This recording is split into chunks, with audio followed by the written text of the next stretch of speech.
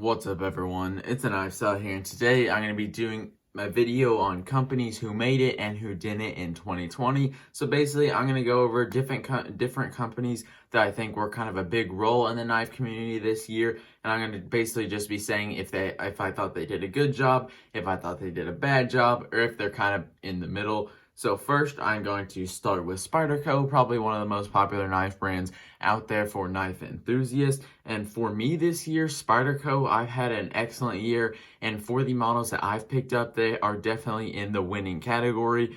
I picked up 3 this year, the St. Nick's Native 5 Lightweight, which I ended up losing, so that's a bummer. The Sage 5 Lightweight, and the Gale Bradley 2. And all 3 of those knives have, honestly, I picked up the Native 5, that became my favorite Spyderco. I picked up the Sage 5, that became my favorite Spyderco. And then I picked up the GB2, and that is now my current favorite Spyderco. But for the new releases, at least, I just kicked over a ton of knife boxes. For the new releases, they weren't really all that impressive to me, so I'm going to go through them and basically tell you why I didn't buy them. But some of them, I just didn't buy because I didn't have the money or whatever. So let's talk about the new releases. So first, the Watu. That one, I don't mean this as an insult because it is like one of the ethnic knives in their series. I just thought it was really ugly, and personally the lines on it just aren't my thing. The Spyderco Pucci, I don't really think I have to give an explanation why I haven't bought that knife. That's the one that looks like a dog, by the way. The Tenacious Lightweight, I feel like it's probably a quality knife. It's just in a very competitive market, and it's a Chinese-made knife in HCR 13 MOV steel and FRN handle scales. Once again, I don't doubt the build quality of the knife, but it's one of those things when there's companies coming out with knives in 9CR, G10, liner lock flippers with good action. Those aren't really my thing, but it's one of those things where I do feel like the Tenacious Lightweight is a little too pricey for how competitive of a market that it is in.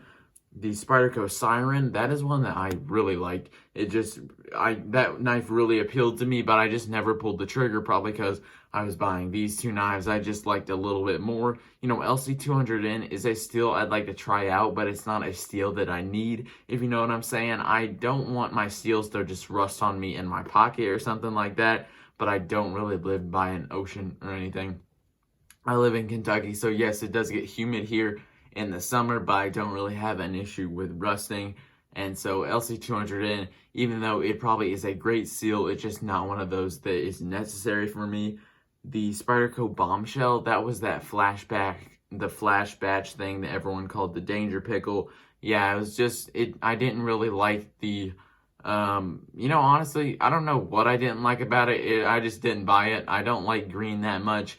And the stock was pretty thick. It just kind of seemed like more of a fun thing than an actual usable knife. Not saying that it's bad, it just wasn't really my thing. The Spyderco Canis, when that thing was released in the Spyderco reveal, everyone was like, what on earth is that thing? It looks so entirely ugly. Well, when people started to get it, I heard a lot of positive feedback on it. It has a nice hollow grind, which Spyderco has been doing more recently, and I just really want them to do more of it. If you saw my recent review on the GB2, this thing is stupid thin behind the edge. I think I measured it like 8 or 10, no, wait. I think it was like 10 thousandths behind the edge. I don't really remember. But overall, I think that Spyderco needs to do a lot more hollow grinds, because for these big companies who do hollow grinds, it's not a definite like something that will happen, but a lot of times they will just grind them thinner behind the edge, not really on purpose, but it's one of those things where they perform very well. And especially with bigger knives with thick stocks and kind of not very high grinds, I think that a hollow grind would really benefit it. And knives like the PM2, they did have the Tonto PM2 that came out, and that had a hollow grind, but that was very thick behind the edge. So it's one of those things where I hope they can get their hollow grinds down, and I hope that they do more of them. The next one, the Spyderco Swayback, that's a knife that really interests me, and when I was picking up this GB2, I actually was deciding between this and the Swayback, and I really just picked up the GB2 because it was $100 cheaper at the time. And so I feel like I've seen some Swaybacks on good deals on the secondary market. I saw one going for under $200, which, if you guys don't know, the Swayback is $270, I think, to start with. And so that is a pretty good deal. Once again, they did a great hollow grind on that. the handle, just how it looks, and this sway back design in general really just isn't my favorite, and I don't really like that kind of hump that goes up in the back. I just don't really see that being very comfortable in my hand. But overall, the sway back is a knife that probably is my favorite of the new releases, and it got a lot of hate because it was just like, I feel like a lot of people just hate new things because the Sleesh Bowie is a knife that everyone loved and everyone wants, and it's got a lot of hype. Probably, in my opinion, I think it gets more hype than it really deserves, but I can't really make a definite claim because I never tried it. But the sway back was a knife that, no, it's not the Sleesh Bowie, but it is a just very appealing knife and would just look like it'd be a great user. The Spyderco Yo Jumbo is the next one. That's just not my knife at all. If you know me, it's one of those things where I do like the hollow grind that they did, but the compression lock, there was a little nub sticking out of it, which in my opinion, that's when a compression lock should not be a compression lock. It should be something else. And also, it's just a 4-inch huge self-defense tactical knife. And even though I do like some knives that are big and can be classified as a tactical knife, I don't really need one of those. The Spyderco Spy Opera, that was the one that they was made by Lion Steel. The reason I didn't get that is because it was Lion Steel's M390, and if you guys know, they do a pretty soft heat treat on their M390, and I'm not saying that the Spy Operas were soft because I never tried one, but it's one of those things where I didn't want to take the risk and end up having a steel that I didn't enjoy. Also, it had one of those things kind of like the Para 3 where the thumb hole just sticks up a ton, and I feel like it just kind of makes the knife look pretty ugly. But I'm not saying that it's a bad knife, it just isn't the knife for me. Also, it was a backlock on bearings, which I just don't really understand all that much, but it's one of those things where it just didn't appeal to me all that much. They came out with another budget knife, the Spyderco Astute, that's being made in their Chinese factory. That one looked pretty appealing, but like I said, I've done multiple takes of this, so I don't know if I said that in this video or not, but just these Chinese cheap budget knives don't really appeal to me all that much. And then the last one that I can remember, the Spyderco Rock Jumper, that was one of those things that it seems like it's probably a solid knife, but it's also one of those things where I didn't feel like it was doing anything different. It wasn't breaking down any walls or doing anything like that. It probably is a solid knife, but just wasn't anything special for me. So now for the sprint runs, things that I think that my opinion on just the sprint runs that Spyderco did over the years, or not over the years, over 2020. It's one of those things where I'm not going to talk about dealer exclusives that much, but one of the big things, probably the biggest line of sprint runs that they did was with a ton of their knives. It was the Burnt Orange G10 with a Rex 45 satin blade. And personally for me, I would love to try Rex 45, but just that burnt orange color, I just don't like it. I know a lot of people really like orange. It's just one of those things for me. I think orange is kind of ugly unless it's got like a DLC blade and blacked out hardware. But that's also another thing where I don't really like DLC blades all that much. So once again, I don't really like the color orange. Sorry for those people who do, but that really held me back from buying those sprint runs. The K390 in blue sprint runs, I really do like those, and I'm thinking that I'm going to get a Spyderco Dragonfly soon.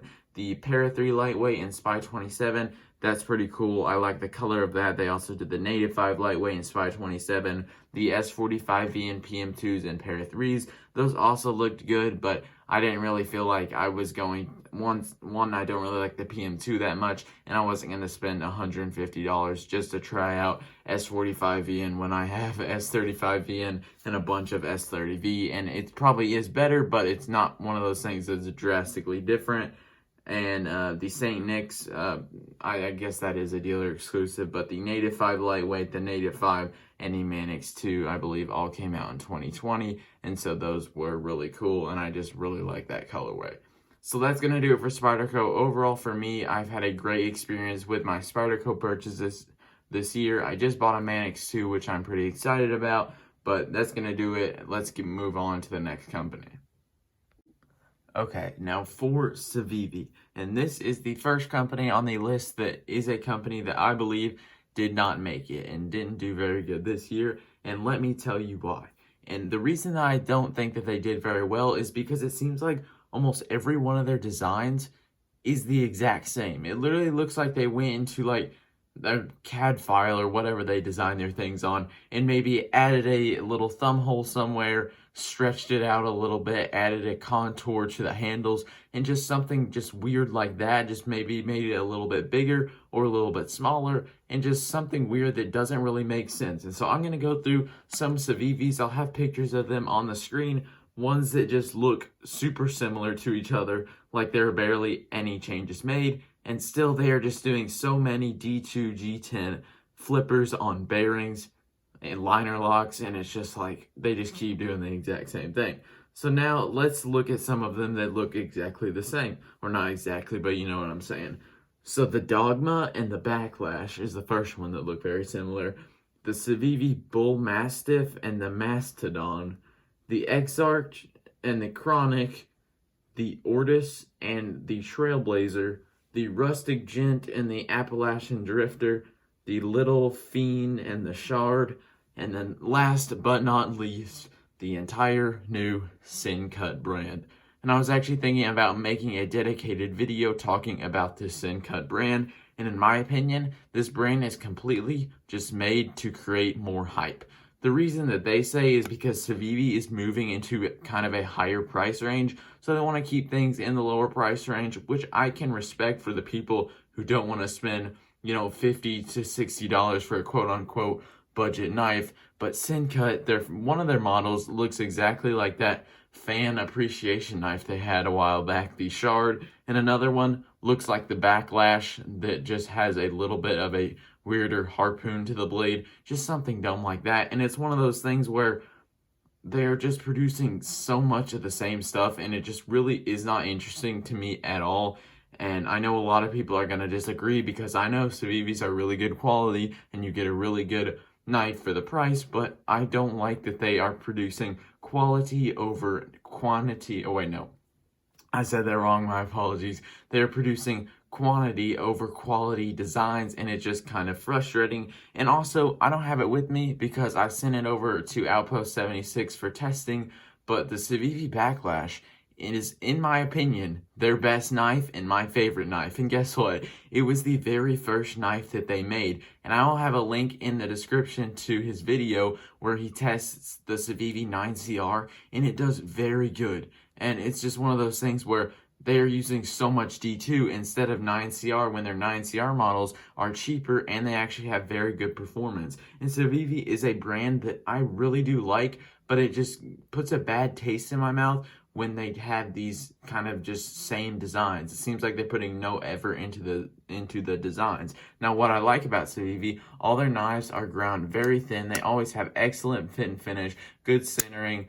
They usually have a good action to them, solid ergonomics. I mean, the pocket clip is solid, but it's one of those things where they just aren't interesting me at all with designs, and I think that they need to collaborate with more knife makers to bring a little bit more life to their brand. But when you collaborate with people, that drives up the price, so it's always a trade-off with that. But overall, Civivi is in the losing section. So the next on the list is Benchmade, and I think that they are a company who's made it this year. They've gotten a lot of, or I feel like they've really listened to the community and had a lot of good things happen with that. Now, personally, the things aren't all that good for me, but I really can respect for the things that they're doing, and I feel like they're a company who's actually listening to the community. So first, the mini bug out, I believe that was released at SHOT Show at the beginning of 2020. I'm not sure, maybe that was 2019. But overall, the mini bug out did not interest me in the slightest. The bug out actually kind of does, but the mini bug out, at least, it's just a little bit too small for me.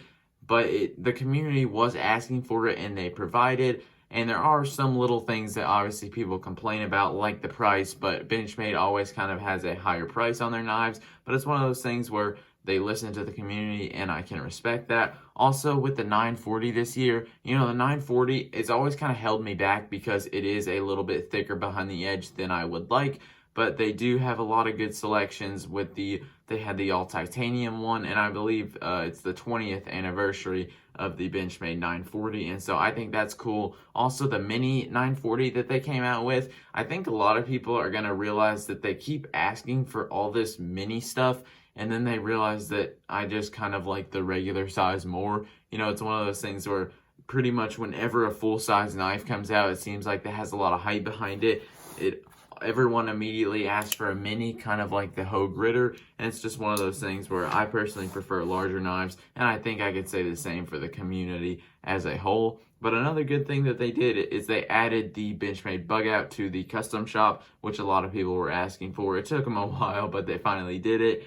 And they also added the 940. Oh, wait, no, they did not add the 940 to the custom shop, which I think is what a lot of people are wanting. And it seems like it should be the first knife that was ever added to the custom shop. But I'm not as much into Benchmade anymore. The Mini Presidio 2 in CF Elite looks pretty cool to me. But right now, I haven't really done much with Benchmade. But that's going to do it for Benchmade as a whole. So next on the list, Protech. And I think that Protech has done a great job this year, and they have definitely deserved all of the hype that they have received. And you guys probably know what I'm talking about. The Protech Malibu has probably been the most hyped up knife and most encouraged knife to buy of the year 2020. It has been kind of flying off the shelves. They're hard to find in stock unless you go to the secondary, and honestly, I've only seen a couple for sale on the secondary, so it's one of those things where they are difficult to find, but I think that Protech did a great job with it. I would like to get my hands on one, but I'm not one of those kinds of people who really likes to chase down knives unless I'm super motivated to get it. Like if it's a Grail or something, I will definitely try and chase one down, but you know, when in probably 6 months from now, it'll be pretty easy to find on the shelves because the hype will kind of die down. But overall, I think Protech did a great job with it. I think that the Operator series they're doing looks really cool in my opinion. The all blacked out, that kind of tickles my tactical side, I guess, but I really like that. And the mirror polish compound ground blades that they're doing on the Protech Strider collab SNGs, I don't know. It's one of those things where I just wish that it could be at an easier price point. Now, they are hand ground, so it's one of those things where obviously it's not like they're just overcharging everyone. They are made in the USA, things like that. So I think that it is a valid price, but at that price point, you can get things like a Sabenza and a Hinder, things like that. And it's one of those things where I don't really see that model doing very well. What I would like to see from Protech, though, I've never handled the Malibu before, so I wouldn't really know, but I would like to see them grind their knives a lot thinner. As you can see with my lighting, it kind of messes with this regrind. It makes it look super bright, but this is a reground Protech SBR by Alex Steingraber. And it's just one of those things where this knife came 26 thousandths behind the edge, and for a very small, probably secondary carry knife that you're really just going to be using for like opening mail, cutting tape, maybe breaking down a few boxes, it's one of those things where that is just way too thick behind the edge, and that would honestly be too thick behind the edge in my opinion for a hard use knife. I think for me, probably like 15 to 20 thousandths will get me by for a hard use knife, and a bunch of people will think that is too thin, but honestly, for a hard use knife, I'm not prying and stuff like that. I'm just talking about hard use cutting very abrasive materials and things along those lines. And in order to do that, you will need a thinner blade, or in order to do that a little bit more efficiently, you will need a thinner blade. So overall, I think Protech has done a great job with the introduction of the Malibu. You know, obviously I would like them to make their production faster, but that is not in my control, and they are a smaller American-made company, so there definitely is a demand for them, but I think that they overall have done a good job. So the next company on the list is ZT, and I will have to put them in the negative category, and I would just think that they didn't make the cut for knife companies, and here is why. So I don't know if the 0308, that big knife with the tan G10 handle scale on the show side, I don't know if that one was a 2020 release. I'm just going to say that it is. And my thoughts on that one is it seems like it was kind of ZT's attempt at going back to their old ways. And I think that it did get a lot of that hype. But at the end of the day, it was $300. And I think that if you're going to spend $300 on a pocket knife, you're probably not that opposed to saving up $100 more and spending $400 on a pocket knife. And yes, I'm bringing it up again. That is when you get into the Chris Reeve range, and I just think that these two companies are on a completely different level when it comes to build quality, and ZT has had issues with grinding their knives. For example, that new is it 0707? Sorry, I can't really remember the names all that well, but the carbon fiber, really skinny and thin one. That knife, I saw a review on it and someone measured it at 25 thousandths behind the edge, and that is a knife that honestly, in my opinion, should be like 10 thousandths behind the edge. That's not a hard use knife whatsoever. ZT just needs to grind their knives thinner. They've also had some issues with heat treat. I know that for me personally, ZT knives, it seems like almost every one I have is kind of, the grind is off center, so I would like them to fix that, but that is also a thing that companies like Spyderco does a lot. And I would like to see them, I think they fixed most of their lockup issues, but like at least this one, I can push that lock bar over and then there is some lock stick to it now after I do that. So there's just a microscopic amount of lock slip on this knife, and it's just one of those things where I would like to see ZT really up their quality control, and a lot of people are getting hype around that ZT, the one I was talking about, the really slim one with the tuned detent system. In my opinion, the tuned detent system is a solution to a problem that never existed. The solution to it is either a bolster lock or a liner lock, plain and simple. And also, if it was a carbon fiber liner lock on both sides, it would be a much lighter knife. So it's one of those things where I don't really think that that was a solution to any problems. And most frame locks, if they are an average size, that is not an issue at all. But overall, ZT, I don't think they made it, just because another thing that kind of made me mad is during the whole coronavirus, their warranty services were shut down for a really long time. And you might be like, oh, well, there's an excuse for that. Well, the thing was, they had new knives coming out. So what that means is they weren't able to get the parts for their old knives because they were coming from China, and the, travel or whatever was shut down for a period of time. So it's one of those things where ZT kind of screams built like a tank and USA made, but it's also one of those things where they're probably USA assembled, but probably things like the pocket clip and the screws are made overseas. So it's one of those things that, I wish, it almost seems like they're lying to us, even though it's probably a majority of it is made in the USA, not 100% of it is, and that kind of put a bad taste in my mouth.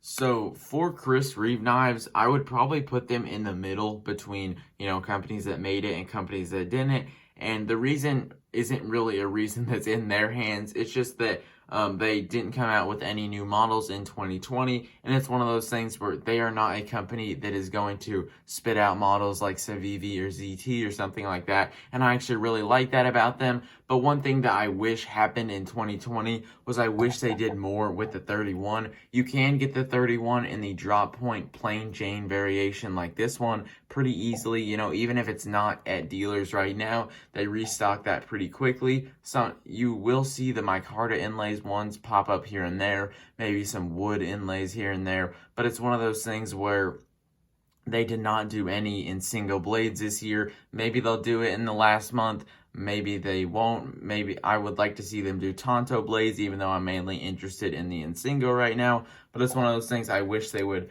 come out with that. Also, the whole S45VN thing has been really talked about a lot recently. A lot of people have been pretty much, I feel like a lot of people think that it's going to be one of those things that come out next week. And for a company the size of Chris Reeve Knives, is one of those things where they can't just switch steels that fast. And personally, I don't think that the choice between S45VN and S35VN should make or break your knife. Yes, I am excited to try some S45VN, but it's also one of those things where I don't think, like people who are saying, oh yeah, I'm going to get a small Sabenza 31 with an Insingo blade, box elder burl handle scales, and an S45VN blade in Chad Nichols. Oh wait, no, not S45VN in Damascus. S45VN in single blade with box elder burl handles for a Sabenza 31. It's one of those things where it's probably going to take the better part of a year in order for you to actually get that. And so I wish that they would kind of get S45VN out faster, but obviously that's probably not in their control, because you don't really want to use up or you don't want to just waste away all of your S35VN that you already have. The next company on the list is Microtech Knives, and you guys know me, I love this LUDT. It is one of my favorite knives, and I feel like it's just one of those knives that does almost everything right for me. super thinly ground, great ergonomics, and just an overall knife that seems like it was designed by someone who actually uses their knives, not just a picture design, but an actual design that is a great user. But I am going to actually put Microtech in the companies who didn't made it, and here's why. The main thing that they pushed this year was the Microtech Exo set. I don't know if it actually came out in 2020, but I know that those are most of their knives that they are producing in 2020. And it's one of those things where people like me who like the Microtech manuals, the side openings, it's one of those things where we do not care about a 2-inch California legal out the front knife. And I'm not trying to be like insulting to people who live in areas where they can't carry a knife over a certain blade length. It's just one of those things where I wish that they would gear towards all audiences. Also, a lot of people have really been liking the LUDT and the SOCOM more. I've seen it picking up a lot more traction in the knife world, but the thing is, the only LUDTs you can get right now are ones with partial serrations, and I don't even know if you can get SOCOM manuals right now regularly. The Microtech stitches have been in and out of stock. I probably will get one of those sometime soon. It is a little bit pricey, but it's one of those things where it is a very well-built knife, and so expect to see that hopefully sometime soon when I can get the money. But it's one of those things where I personally think Microtech took the L this year because they have so much potential with the LUDT and the SOCOM Elite manual and the stitch, and I personally think that they should put almost or just a lot more resources into making those. It's just one of those things where I would like to see these to be constantly in stock at retailers and for me to just be able to suggest it and someone go buy it because this is such a nice quality knife on it. The next company on the list is Hogue, and the main release that I think that they had this year was the Hogue Mini Ritter. You know, this was released a while back. I think the Deca was released in 2019, but it is a pretty new knife, and overall, the Hogue Mini Ritter is one that I will probably get in the future, but one thing that I would really like to see out of Hogue is them to up their heat treatment on their 20 CV, because I know that this one is soft. I haven't sharpened this one in a while, but I know that it is not done extremely well, but this one, it just is pretty soft, and I would just like it to be a higher hardness and just be easier to sharpen, and you wouldn't have to sharpen it as much because it won't roll and chip as much. But also, I would like to see them just grind their blades a little bit thinner. You know, this one is about 20 thousandths. And actually, let me measure my Deca really quick. I'm not completely sure because I probably sharpened this thing 10 times just because it chips and rolls very easily. And it is looking at about 21 thousandths behind the edge. 21 and a half thousandths behind the edge. But that is going to do it for Hogue. If I had to put them in a category, I'd probably put them somewhere in the middle. You know, I like to have companies that did good, companies that did bad, but it's one of those things where a lot of times they do some good and some bad, and then they end up kind of in the middle somewhere. So the next company on the list is CJRB, and they're a company that I'm actually going to put them in the good, but I have also given them a little bit of hate here in the past recent videos, I guess. And the reason behind that is because I just wish that they would up their fit and finish a little bit, because I've had some examples of CJRBs that have just had horrible fit and finish from the factory, and I just wish that they could get that on maybe, I don't know if I could say a Civivi level, because that's kind of a little bit extreme. That'd probably drive the prices up, but I wish that they would just get it a little bit more consistent. Some of the new models they've come out with, that CJRB RIA, that just really isn't my kind of knife. That's why I didn't really get it. And like I was saying with the Spydercos earlier, I've kind of moved away from Chinese knives. I just would rather support US manufacturers, so I haven't been buying very many of these.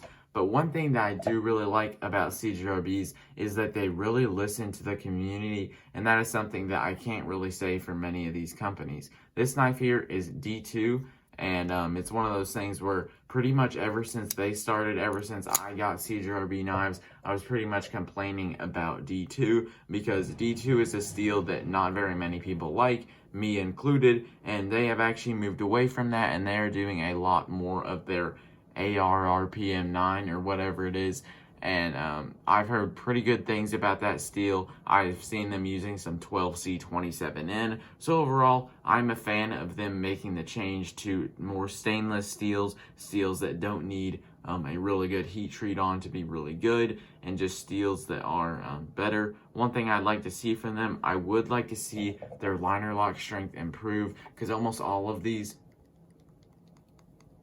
if you could hear that right there, I'm not entirely sure, I can wiggle out just a little bit of blade play on, and they just don't really seem like that solid of a lockup. I have gotten spoiled with knives like the PM2 like the GB2 that just have a super solid liner lock action, or liner lockup, I guess you could say. But it's one of those things where I would like for them to either venture out into more locks or just really improve their liner locks, because I don't really trust these liner locks. You know, the knife does lock up, I'll give it that, but it's one of those things where I would like to just feel a little bit more comfortable with one of these in my pocket, maybe if I'm having to do a harder use task. But the truth is, I don't really put much pressure on the spine of my blade, so even if I spine whacked it and it failed, probably wouldn't even notice if I didn't even know it had those issues with the liner lock. Another thing I would like for them to do is I would like for them to grind their knives thinner. That's pretty much a thing with all these companies except for Microtech and Civivi, I guess. Spyderco, they have been doing better with the recent ones that I've gotten, but these knives usually are like, I think this one is closer to 25 thousandths behind the edge, and these other ones are around that 20 thousandths mark. And I'm pretty sure the Rio was ground pretty thinly, but it's also one of those things where I would just like to see knife companies grind their knives thinner, because at the end of the day, if they're EDC knives, you want them to cut, and you want them to just cut as good as they can. Oh wait, and yeah, I already said the CJRB made it in the good. So yeah, overall, I think CJRB did good, but I wish that they just did better a little bit, if that makes sense.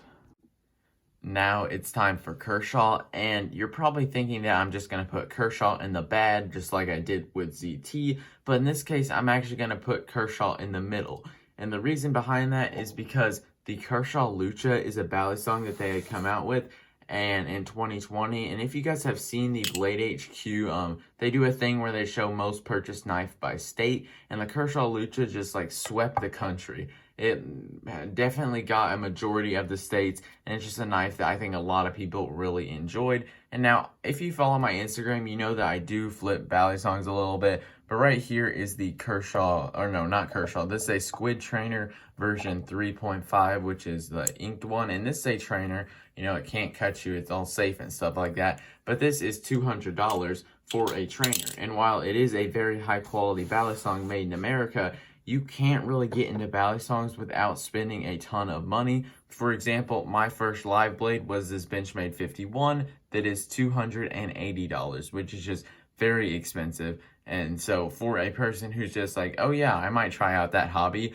like they're not going to be like, oh, let me just try something for fun and drop $300 on it. I mean, unless they're stupid rich, they're not going to do that with their hard-earned money. And so the Kershaw Lucha is at that price point where it's cheap enough to where a lot of people will be able to afford it, but it's not so cheap that it's going to be a crap balisong that will break within days of flipping it. So that's why I think that Kershaw gets boosted up into the middle. Now, why they're not in the good, my opinion, is because they are still stuck in the Walmart world, I guess you could say. They're still, like, Kershaw, they probably make a ton of money off Walmart just selling cheap knives that someone who knows has no idea what a nice pocket knife is like just goes and buys a Kershaw at Walmart. But also they try and push more high-end stuff, things with D2 and stuff like that, and they end up having stuff made in China that has D2 on it, and it's still very pricey compared to the competition like Civivi and CJRB. So I feel like Kershaw is kind of stuck as a brand in that price range where they will probably do better making knives in 4CR with plastic scales that are assisted that you can just sell at Walmart for 15 bucks. But they probably will get a lot more knife enthusiasts into their brand when they produce knives that are higher quality and also at a good price. So I just feel like Kershaw's kind of stuck, and that's the reason why they didn't get into the complete good where they have made it as a company this year in 2020. that's going to do it for the video. Thank you guys for watching. If you want to do your own, knife companies who made it and who didn't, leave that in the comment section. If you just have a company out there that you just disagree with me on, please let me know down below. I'd love to have a civil talk with you in the comment section. But that's going to do it for the video. I hope you guys enjoyed. Please don't forget to like and subscribe if you're new, and I will see you guys in the next one.